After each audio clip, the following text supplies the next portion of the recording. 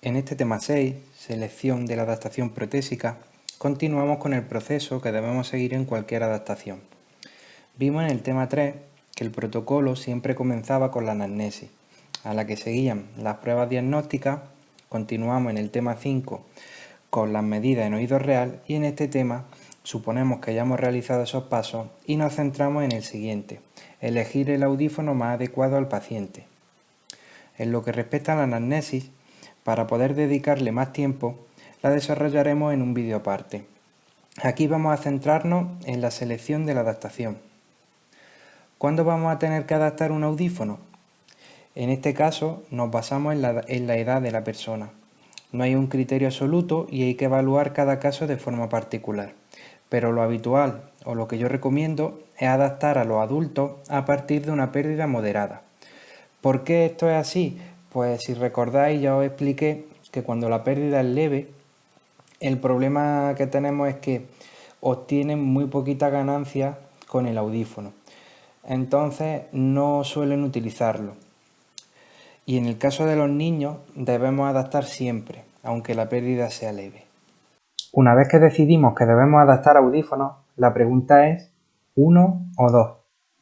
En este sentido, cuando la hipoacusia sea bilateral y simétrica, es decir, muy parecida en ambos oídos, adaptaremos los dos audífonos.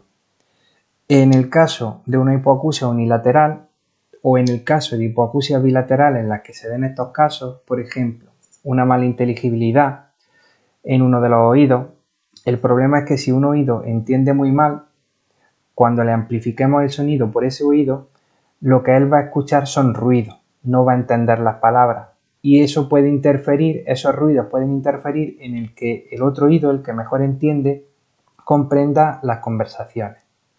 Otro de los casos es la cofosis, es decir, si un oído está perdido, pues por ahí no vamos a poner audífonos.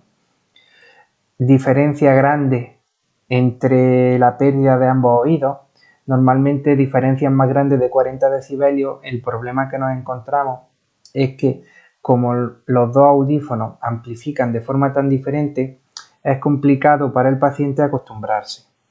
También en casos de mala fusión binaural o de diploacusia, es decir, cuando un mismo sonido, cada oído lo interpreta como frecuencias diferentes. En todos estos casos será mejor adaptar un audífono que adaptar los dos. Una vez que sabemos si vamos a adaptar un oído o los dos, es el momento de elegir el tipo de audífono más adecuado a las características del paciente. Lo primero que debemos tener en cuenta es la cantidad de pérdida que tiene, ya que no todos los audífonos dan la misma ganancia. En este tema os he dejado una tabla orientativa de hasta qué cantidad de pérdida llega cada audífono de forma aproximada. Aunque estos datos siempre los vais a poder encontrar en la ficha técnica de los audífonos que vayáis a adaptar. Además, se deberá tener en cuenta datos sacados de la anamnesis, como por ejemplo el tipo de audífono que llevaba antes, la habilidad manual, la visual, es decir, el estado de la visión, o, por ejemplo, si es muy importante la estética. Hay personas que vienen con la idea de ponerse el audífono invisible que anuncian en la tele y el problema es que esos audífonos están limitados a muy poca gente porque ofrecen ganancias muy pequeñas. En estos casos hay que hacerle entender a la persona que con ese tipo de audífono no escucharía bien y que la opción que se le ofrece, aunque quizás sea algo más grande, le va a ofrecer otras muchas ventajas que no ofrecen este otro tipo de audífono. Otro factor a tener en cuenta es el estado del oído medio. Si la persona es propensa a infecciones, el audífono indicado será el BTE, debido a que si sufre supuración, estas pueden romper el auricular en el caso de los intra y de los RIC.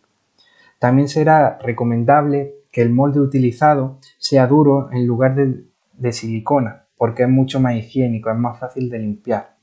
Además, en estos casos será recomendable utilizar un molde con un venti lo más grande posible o una tulipa abierta.